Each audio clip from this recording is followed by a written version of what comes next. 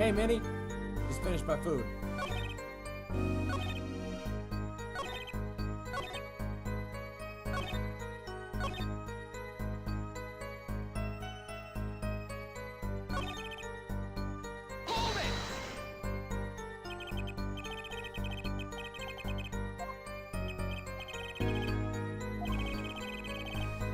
This is the 4th case. I believe the final one, actually.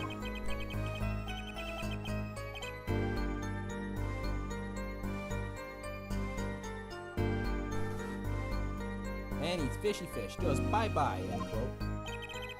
Food poisoning doesn't count. Stars coffee. Yeah, Mr. Measham had the coffee too. But did you actually see him drink the coffee? Of course. He who sees it wins, but he who says it wins bigger, end quote. I live in a man sees dog eat dog and writes about it world. Yet. I guess I can't say I saw him drink it, really. He had one so-called sip, if that. Man puts lips to mug, drinks, end quote. That poison is quite virulent, I hear. My stomach did a so-called somersault. So I gulped down that coffee without so much as a glance at it. Wait, maybe something's there. Some kind of so-called trick. Anyone want to venture a guess, for the record? Does this guy have a pause button? Well, Mr. Justice, did you find that testimony invaluable? Very important. The victim drank his coffee, then immediately fell over? Oh, yes. You can go to the press with that one. Your Honor, this is a vital piece of information. Please add it to the testimony. Very well, the witness will add this to his testimony. Vital, right. He had one sip, if that. The next moment, he was on the floor.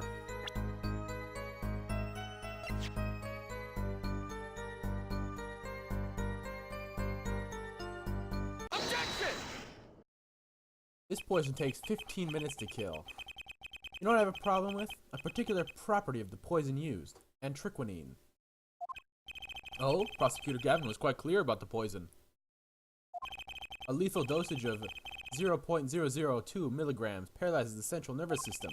If you drank that, even you, Mr. Justice, would be reduced to a quivering pile.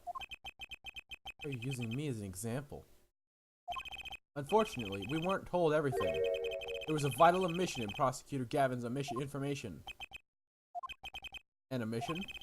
Antriquinine is a virulent, he says. But death doesn't come upon ingestion, not immediately. That's because antriquinine is slow-acting. Slow-acting? What? According to one forensic scientist. It's one of the most virulent poisons, but it is absorbed into the body astonishingly slowly. It takes at least 15 minutes from the time of ingestion for adverse effects to show. If we were supposed at the moment Measham sipped the coffee was when he sealed his fate, then he would have had time left to enjoy his last cup of joe.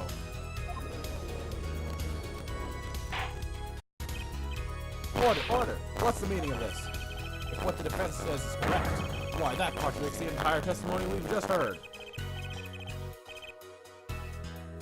Well, Mr. Brushel, anything to say on the record? No acting. L-O-W-A-C-T. It was virulent, alright. Even then, it had already begun digging its claws into the journalist. He was working on his scoop. Objection! It's Bruchel, yeah? Yeah, Bruchel. Let's take a trip down memory lane. Huh? Did the victim really die the instant he took a sip? Think it over. This is vital. You know what I think? I think that was a not so subliminal suggestion, end quote. Trying to pick his voice. News reporter. I admit, it does cause a problem if he died when you say he died. I'd be forced to say off Witherston. My simple case. And you would be forced to say farewell to your article. Come again? You can't write a story based on conjecture, can you? And as the case drags on, other reporters will pick up the scent. And you'll be forced to kiss your exclusive scoop goodbye. Scoop. Brushing his tongue. Ew. Brushing his tongue and his... Oh, okay. Look, just wait a second. We're waiting. Out with it. I think I just recall a so-called important detail. A revival of recollection, end quote. A story survival, end quote. Attorney utterly confused, end quote. Actually, I did notice something when I visited the studio. I had heard of poison that takes its sweet time, see? but not what I've been saying for the last few minutes, apparently. Mr. Brushel, are you saying you noticed something that explains what happened? You bet I am. The antidote for a poisonous contradiction. End quote, you might say. I still have no idea what you're talking about, end quote, I might say. I figured it out, but only after an in-depth interview. See, thanks to my journalism skills, I know who poisoned that coffee. Order, order, order! As far as I can tell, the witness is standing by his testimony that Mr. Misam died at the instant after he drank. Of course I'm standing by my testimony, and my dream of exclusive rights to this story. I suppose it was too much to hope for. What was? Of course he wouldn't choose a simple case. Not him. Him? Phoenix Wright. Who else? Achtung, Bruchel. Report for us if you would. What is it that you noticed? Court is in critical trial of the jury system. I'm afraid no room for doubt is permissible. You will testify to the court about what you noticed. What Bruchel noticed. When I arrived at the studio, Mr. Mishrian was at his desk. He seemed to be writing a letter, but he quickly sealed the envelope. I thought nothing of it at the time, of course. Now that I think about it, what if he was writing a suicide note?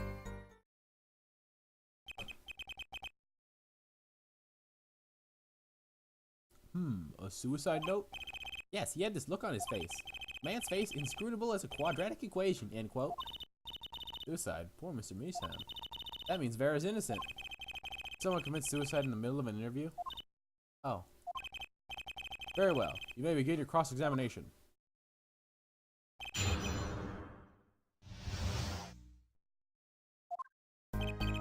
When I arrived at the studio, Mr. Misham was at his desk. He seemed to be writing a letter, but he quickly sealed the envelope. I have a problem with this. So he put the letter away when he saw you? Early reporter gets worm, end quote. That's my secret.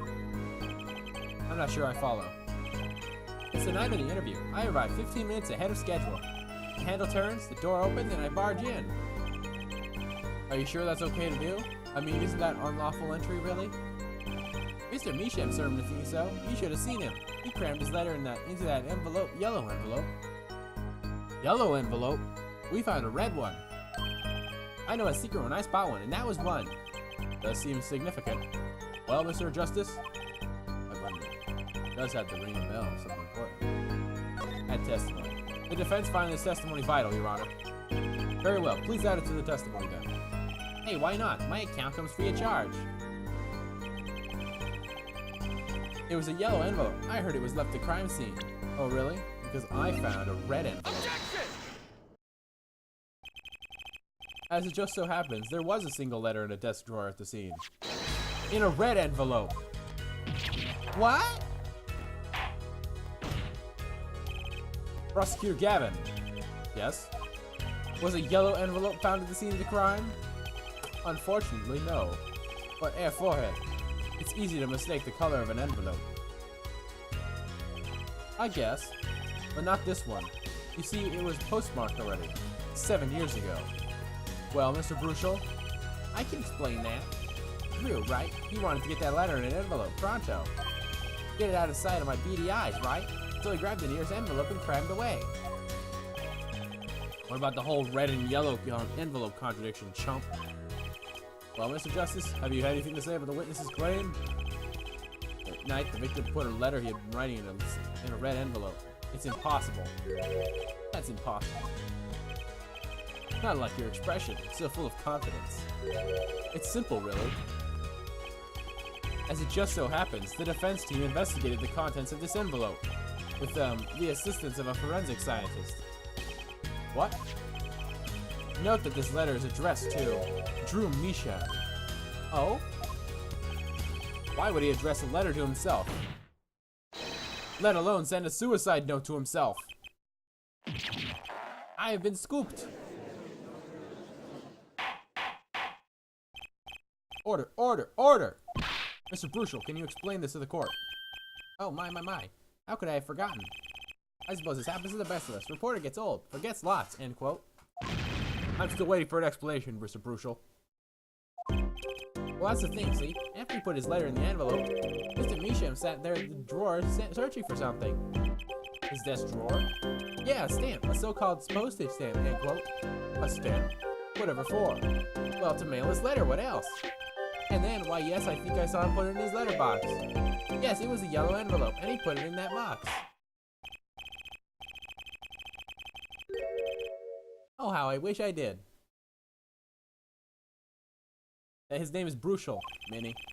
He's the reporter that witnessed the murder of Misham. Just think if that were a suicide note. What a story. Star writes suicide note in front of reporter. Falls. End quote. As I was saying, that has nothing to do with this case. That said, yes, Your Honor, it makes me wonder about the contents of that red envelope.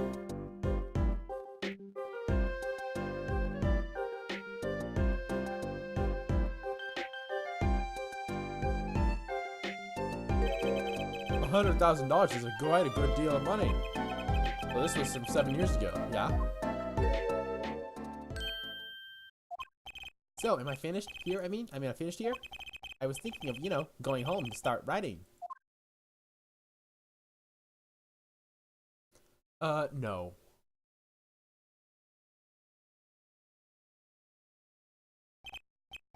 What's up with his nose? I hate to state what should be pretty obvious to anyone, but when you catch the scent of a story, you make that, rather unique face. Come on! Attorney has active imagination, little else. End quote. Even I know something, and my eyes aren't what they used to be. You know, I'm starting to understand what all this perceiving stuff is all about. Does has active imagination. End quote. Please continue with your testimony. Tell us about the scent of a story. Hey, I'm the one asking the questions here. Usually. Scent of a story. Actually, it took a bit of work to get a thumbs up on the interview. Reporter leverages story, gets his interview, end quote. Story concerned a certain case from 7 years ago. The red envelope probably had something to do with it. Say what you will, but Drew's talent was without compare.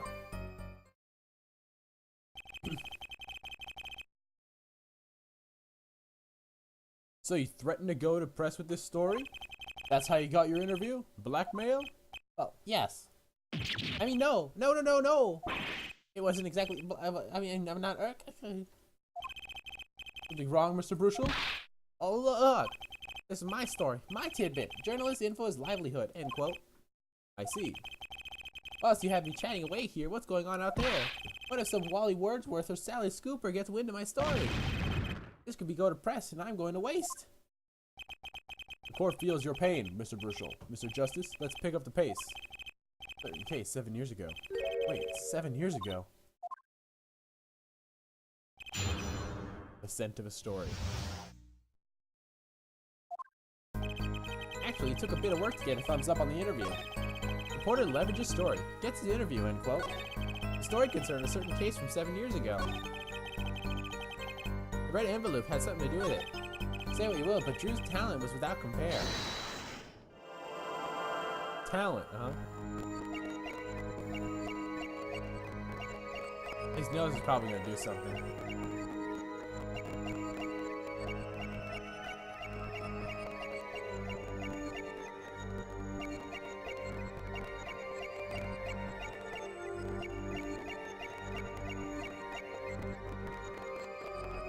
Here again. Let's look at his hand.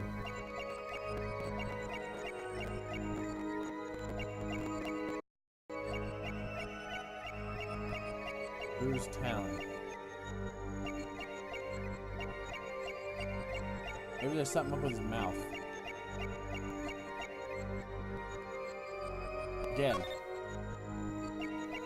See what you will.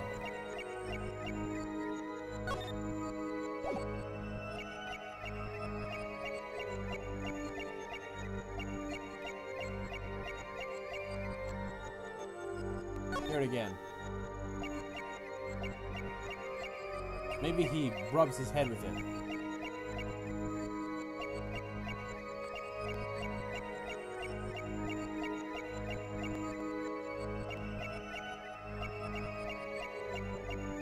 maybe he moves his arm.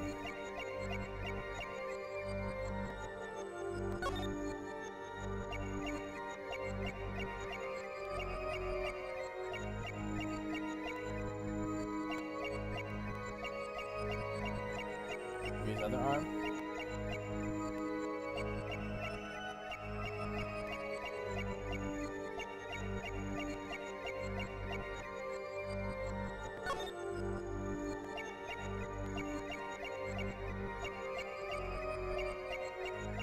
I think I saw something. Oh my! Gotcha! He sweats! Gross! Sweat much, Mr. Bruchel? Well, a man can't help his glands, you know. It's more than that. When Mr. Meesham's talent was mentioned, you suddenly began to sweat buckets. You're hiding something about his talent. What? That's ridiculous. Evidence time. So where Mr. Talents lay. I just so happen to have evidence showing talent mentioned in the letter. Take that! This painting was found in Misham's studio. There are two problems with this painting. The first is it wasn't painted by Misham. The second is that there was another painting in the studio, which looked exactly like this one, except it was only half done. Then we have a letter discussing a payment of $100,000, which suggests a certain business operation. The business of making forgeries. Yeah, I wish I could just pick out a part too. That face he makes is creepy. That is all, Your Honor.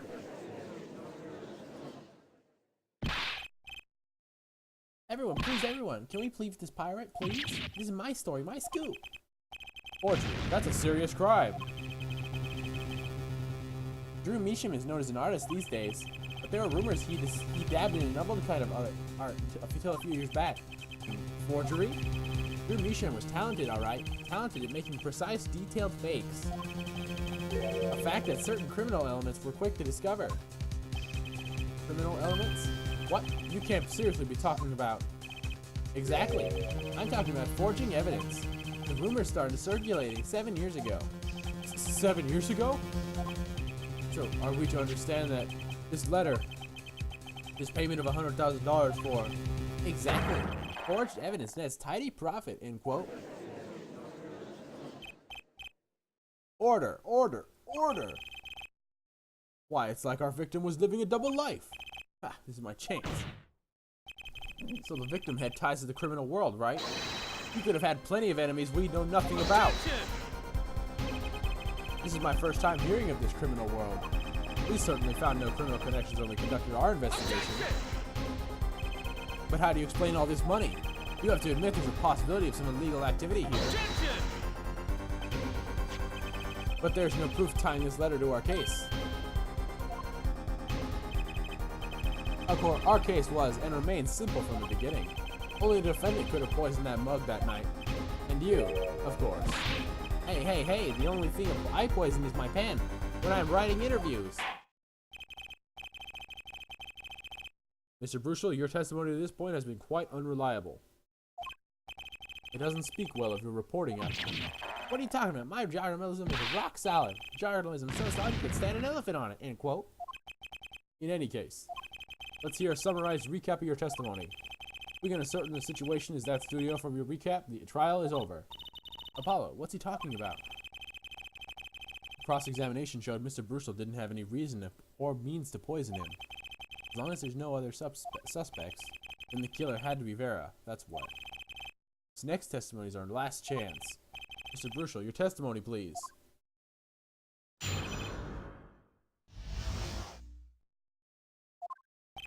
The only other person in the studio that night was the defendant. It was Vera who poured the coffee. She admitted as much herself. The only thing that touched Drew's lips during the interview was that mug. And nothing left that studio after he died. Nothing.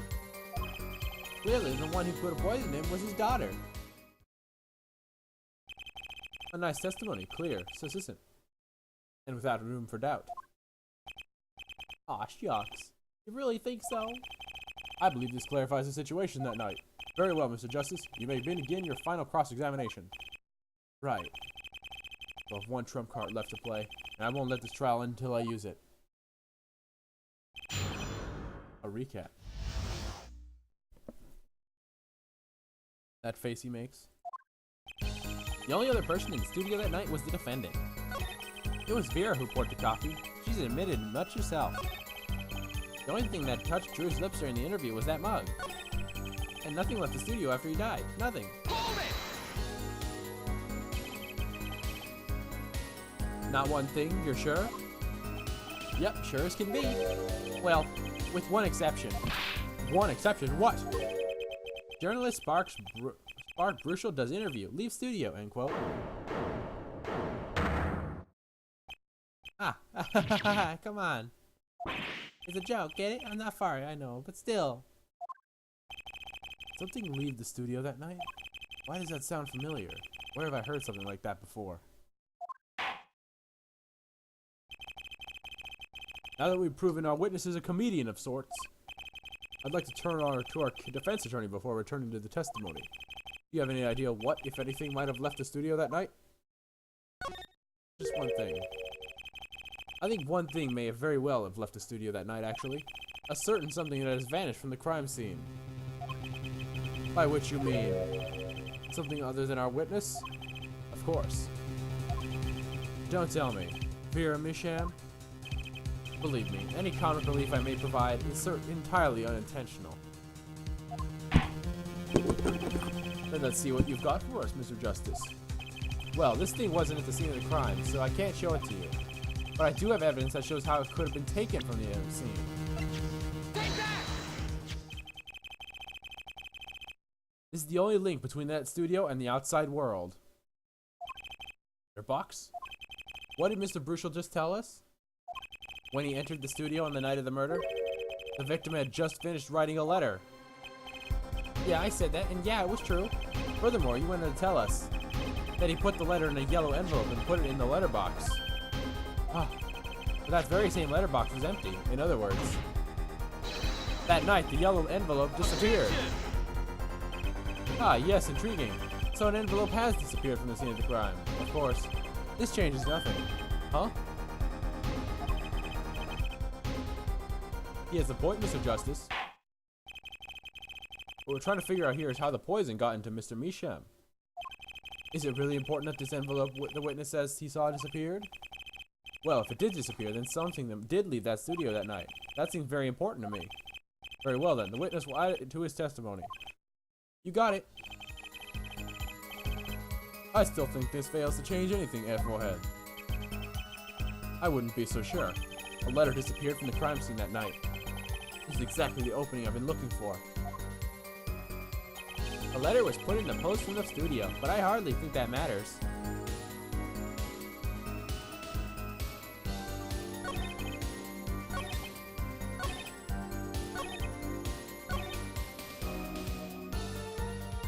Hold it! You're sure about that? Well, to be really precise, I was busy gobbling mint candies the whole time. One of those candies might have been poisoned. Yet at the time of the autopsy, no fresh fragrance of mint filled the room, and no mint residue was found. It was a long shot anyway. Don't tell me you're still trying to prove this. You think the victim ate, drank, or otherwise ingested something other than coffee? Well, Mr. Justice, if you have some proof. Possibility is there, I can feel it. Just maybe not prove it. Not yet. And possibility isn't going to cut it, not now. Mr. Misham ingested that poison via route to the other than the coffee. I can prove it. Proof is possible.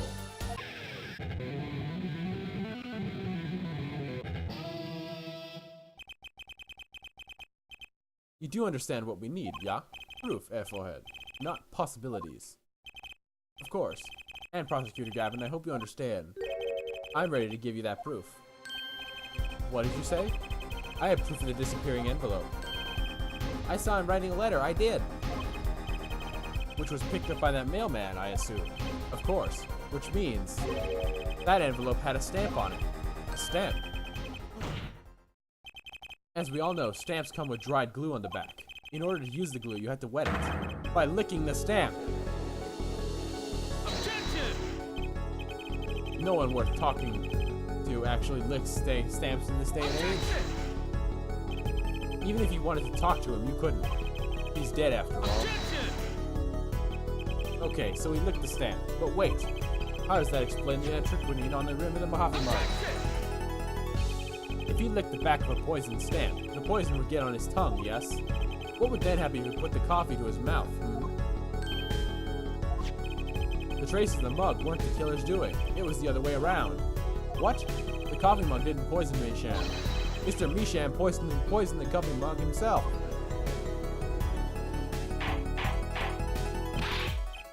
Order, order, order! What that does it? Recall, if you would. Antiquinine is a slow-acting poison, yes? The poison entered his body when he put the stamp on that envelope. But this time, it wasn't up until... His time wasn't up until the very moment he touched his lips to the cup of Joe.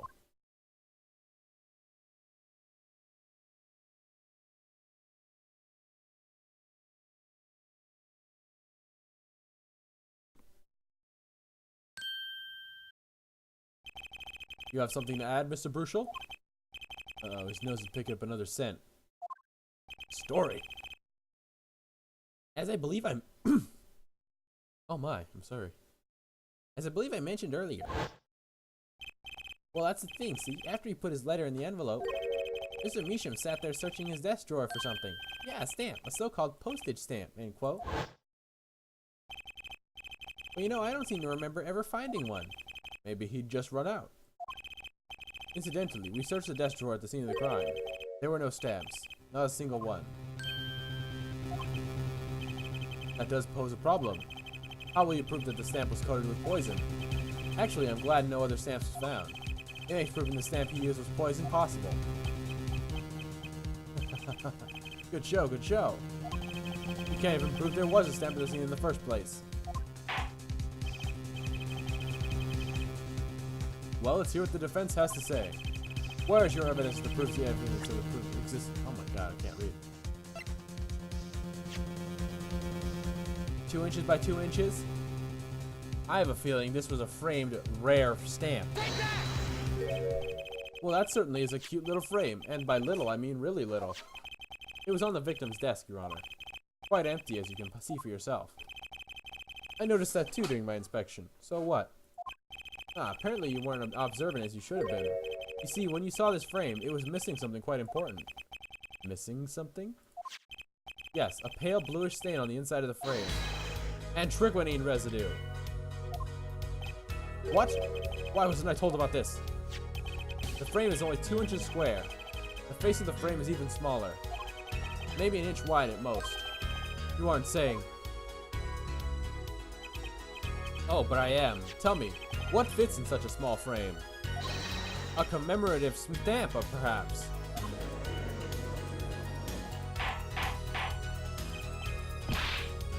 Order, order, order! The poison stamp was in this frame? Impossible. Prosecutor Gavin. Why would he put something like that on his desk? Don't tell me he had it there so he could commit suicide until the mood struck. No, can I say something? I had a thought, see? Well, Mr. Bruchel, and stop jittering on like that. The victim was a forger, right? There was a lot of money in that line of work. Forger forges friends, makes enemies too. End quote. So the poison stamp might have been a murder weapon aimed at him. Objection!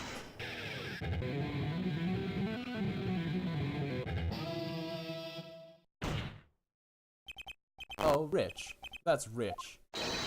Leave the ridiculous flights of fancy to the Gaviner's song lyrics, please. Finally, something we agree on. The stamp was a murder weapon? Nonsense. Murder is a simple business. Who would go to such lengths? No one.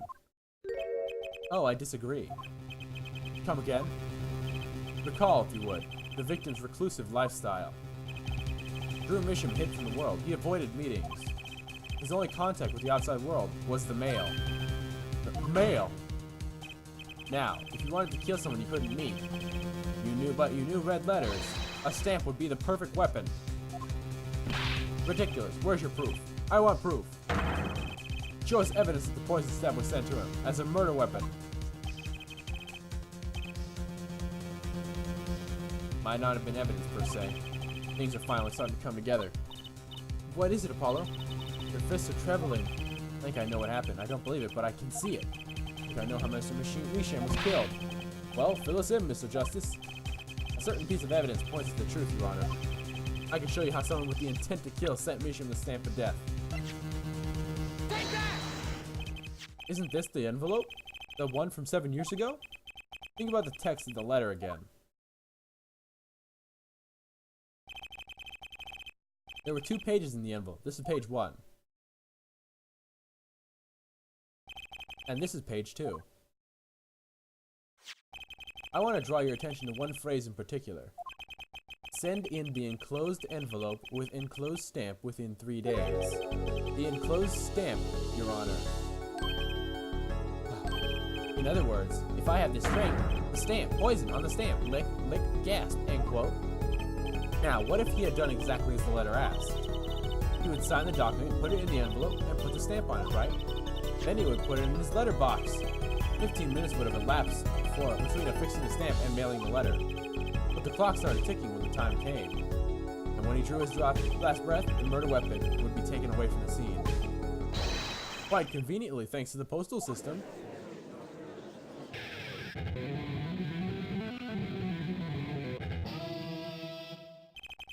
Such a splendid imagination you have, Bare Forehead.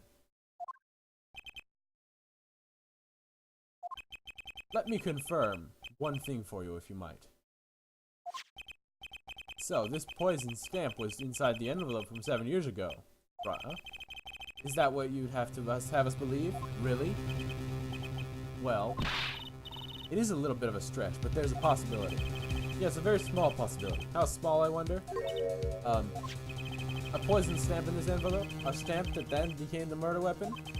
How do you intend to prove this seeming coincidence? Well, 7 years ago, we don't even know who sent that letter. And your answer is silence, I see. Very well, I move to... It's not nice to pick on Fräulein Klavier.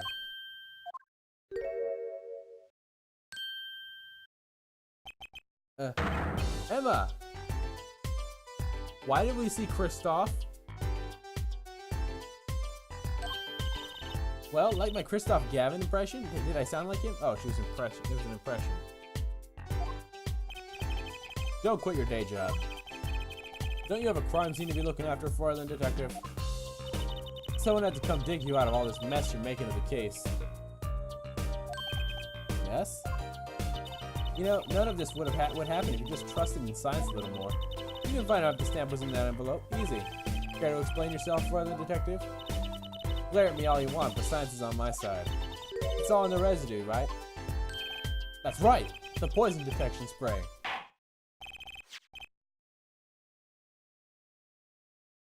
Produce the red envelope at once. You can open it in the authority of the court.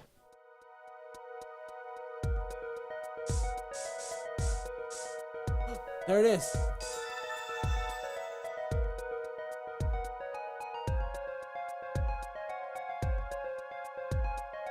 Oh, I have to click it. Well, would you look at that? No mistaking it. That's antiquinine residue.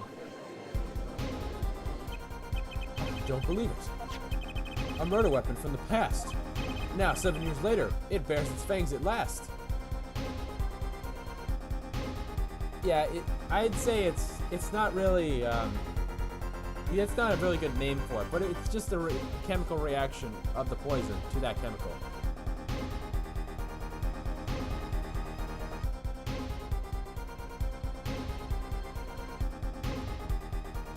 It's specifically antiquinine, Detective. Objection! Absolutely outrageous. Tell me why. Why didn't this murder take place 7 years ago? Well, there's one possibility. Maybe Mr. Misham figured it out. Figured what out? He realized that the person who sent that letter wanted him dead. So he sent his reply with a different stamp. And put his decisive evidence in a frame.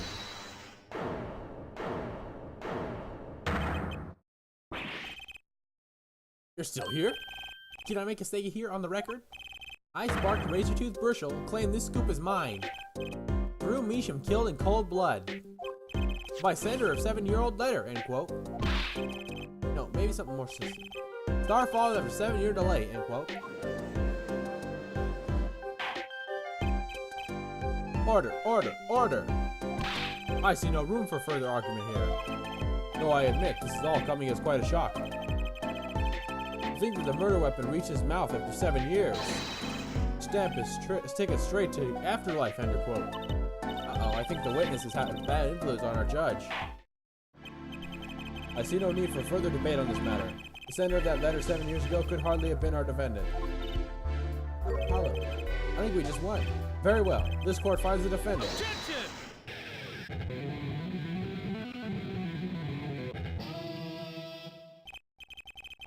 Is this the bright future of our legal system? Prosecutor, Gavin? A ticket to the afterlife from 7 years ago? Tickets for Gaviner shows are invalid after 2 weeks. But it doesn't make sense any other way. It boggles my mind that so many people haven't noticed this. There's a fatal contradiction in Air Forehead's claim. Contradiction? A poison stamp was placed in this envelope 7 years ago, whereupon it was framed until now. If that's the case, then why would Drew Measham have done what he did? Hey man, explain that. He must have realized it was poison. Therein lies the rub. 7 years ago, the forger Drew Measham sensed the trap and put the stamp in a frame. I do not debate this, but this begs the question. Why, 7 years later, did he use that stamp on the night of the murder?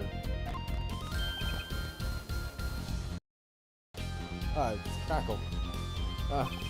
Surely, you don't mean to suggest that Mr. Measham simply forgot? He put the murder weapon in a frame on his desk for 7 years, and forgot? You expect us to believe he sprang the trap on himself?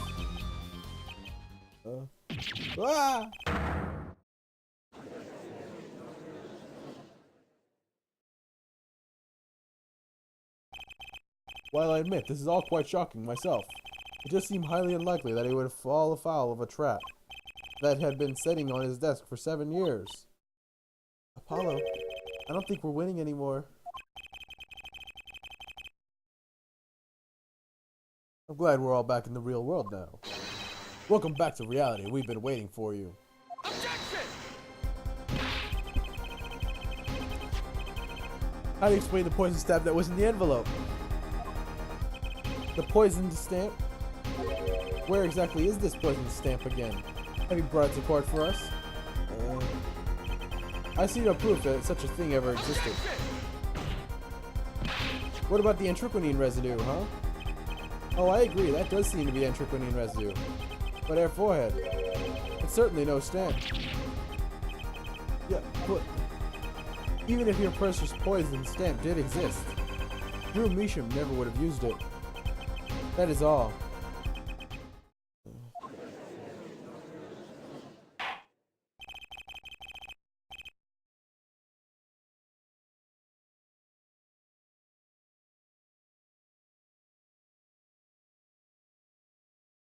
I believe we've come to a conclusion. Again. Apollo, were we wrong the whole time? I can't believe it. The poison traces match up. It couldn't be a coincidence. I'd like to bring some closure to this issue sometime this year. Mr. Justice? Yes, Your Honor. Let's review the facts and see where we stand. 7 years ago, Drew Measham received a red envelope. There were traces of poison and strychnine on the document inside the envelope. A similar trace was also found at the crime scene. On this tiny picture frame, the defendant had indicated the possibility of a yellow envelope. An envelope that left the scene of the crime with a poisoned stamp on it. Yes, but even if this envelope contained a poisoned stamp, and Drew Measham, knowing this, put it in a frame, he never would have used that stamp. I'm afraid you're right, which means there is a fatal flaw in the defense's case. I haven't been on the wrong track this whole time, I'm sure of it. The traces of anthraquinone in the envelope, the frame, and Drew Measham's mysterious death are all connected somehow. Well, Mr. Justice, do you have a conclusion for us? The defense stands by its case, Your Honor. We've seen that the logical outcome of the evidence makes no sense, which means that one of our clues must be a fake. A fake clue? Fascinating. And if we find this fake, your wild fantasies will prove unreasonable, yeah? The fake clue that's throwing off the poison trial is none other than Drew Measham. The victim was a fake clue? I don't understand. I'll explain. We have an envelope, a frame, and a mug linked by poison. That all makes sense. What doesn't make sense is the victim himself. Objection! Congratulations, you've completely lost me. So the fake evidence is none other than the master of fake himself, the forger? It makes a good story, I'll give you that. Fake clue. Fakes. Forgeries. Ah. I know that face. That's the I just had an idea face. I don't know if I'm right, but I'm gonna go with it anyway. What if our forger is the fake? Come again? 7 years ago, our forger sniffed a trap and stepped aside. 7 years passed. Now the forger stumbles into the very same trap and dies. Why? That's what I want to know. Because the forger who was killed was a fake. Here we are again. The victim was a fake? One forger smelled the trap. One forger fell into the trap. There's two forgers, and one of them was a fake.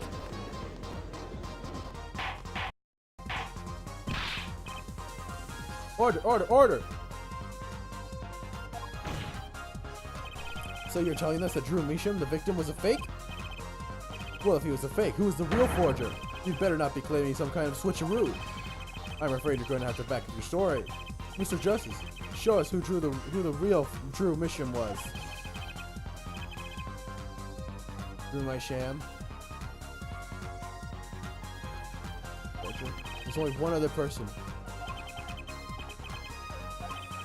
Forger Drew Measham was himself a forgery. The real forger was Vera Measham. There could be only one explanation, really. The real identity of the forger known as Drew Measham is none other than his only daughter, Vera Measham. Order, order, order! Mr. Justice, this is going on a limb, even for you.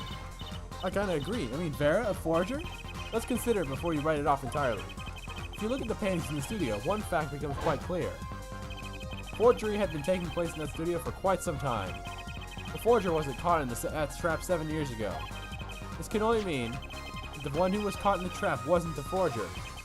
Well, actually, that does make a certain kind of sense. One more thing. Only 2 sets of fingerprints were found at the forger's studio. Drew Measham's and Vera Measham's. If we know that Drew Measham wasn't the forger, that leaves only one possibility by process of elimination. The forger was Vera Measham. Well,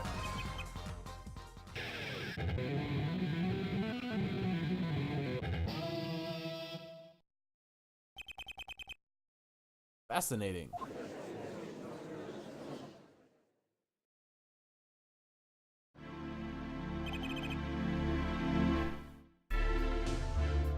Vera Measham? You've been paying attention to the trial so far? Let's just ask her and be done with it, shall we? Who are you? Who is the forger, Drew Measham?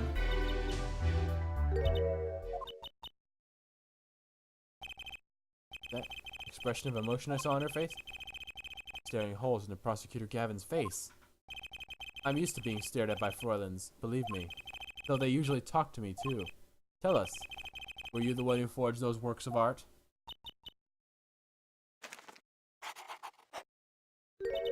Yes. So the forger, Drew Measham, was you? Yes, it was me. What?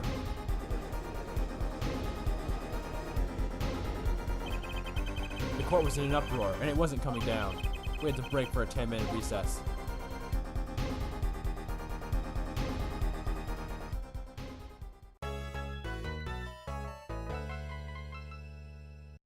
Let's save the game. Now, It is about 10 o'clock, a few minutes till, actually. But I'll say it is. I'm a little tired. I'm gonna go to bed. I'd like you to follow my Twitter, support my Patreon. Go check out Sephi. And then tomorrow and the day after, I will not be streaming because I will be visiting Sephi. So, everybody have a good day. I will see you guys on Friday.